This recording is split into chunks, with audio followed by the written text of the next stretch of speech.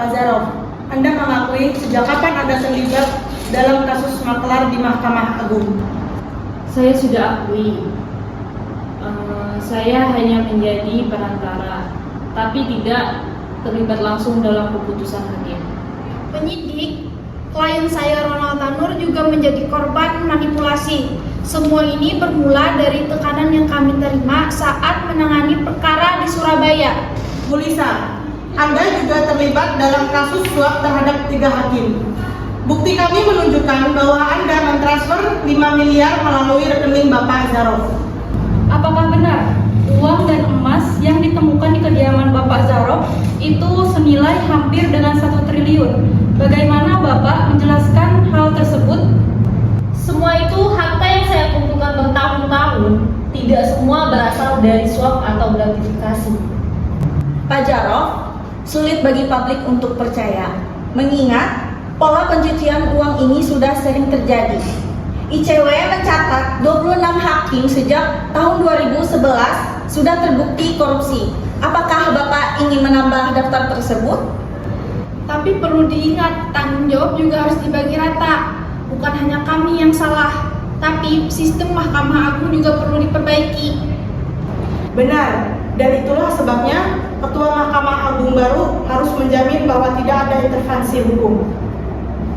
Tapi untuk saat ini fokus kami adalah menangani semua yang bermasalah untuk dihukum. Zarov, bisa kasus ini akan segera dibawa ke pengadilan. Ini akan menjadi berita utamanya. Terima kasih atas klarifikasinya. Sidang perkara atas nama terdakwa Zarov Richard resmi dimulai. Jaksa, silahkan bacakan dakwaan. Yang mulia, terdakwa Zarov Richard didakwa melanggar pasal 5 dan pasal 12 huruf A Undang-Undang Tindak Pidana Korupsi. Sebagai perantara, terdakwa menerima uang 5 miliar untuk memengaruhi putusan di Mahkamah Agung. Terdakwa Zarov Richard, apakah Anda mengerti dakwaan ini? Ya, Yang Mulia. Baik. Pengacara terdakwa, apakah Anda ingin memberikan tanggapan awal? Yang mulia, klien saya mengakui perannya sebagai perantara, tetapi dia bertindak atas tekanan pihak yang lebih besar.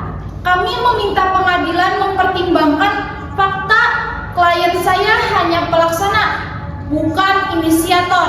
Baik, kini kami dengarkan saksi pertama dari pihak kejaksaan. Silahkan jaksa.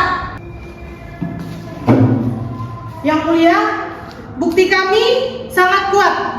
Transfer bank, rekaman percakapan, dan dokumen internal menunjukkan bahwa terdakwa secara sadar memfasilitasi aliran dana ilegal untuk mempengaruhi keputusan hakim.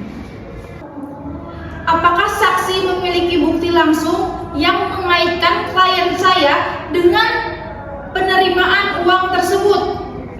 Ada salah satu bukti menunjukkan bahwa terdakwa Zarov langsung mentransfer sejumlah uang dan hakim yang menjadi target. Bukti seperti ini akan menjadi respon besar di sidang berikutnya. Yang mulia, saya ingin memberikan perspektif sebagai ahli.